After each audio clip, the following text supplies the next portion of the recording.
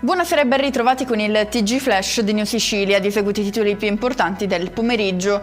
A un passo dal diventare realtà la privatizzazione della SAC, la società di gestione degli aeroporti di Catania e Comiso, pubblicato il bando finalizzato alla selezione di un operatore economico interessato a rilevare la quota maggioritaria della società. Ci spostiamo a Siracusa per una rissa tra due gruppi di giovani, il bilancio è di 3 feriti, il più grave ha riportato una ferita al torace, sottoposto a un intervento chirurgico e ora in rianimazione, costole fratturate e lesione polmonare invece per il secondo ragazzo coinvolto, ferite più lievi per il terzo.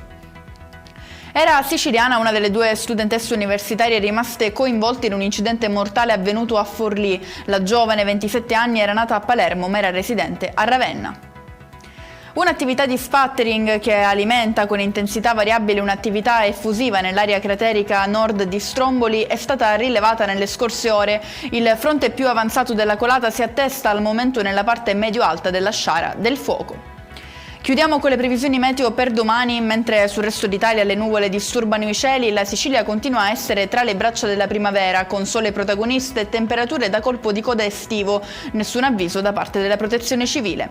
E con questo è tutto, prossimo appuntamento a domani, grazie per averci seguito, buon proseguimento di serata.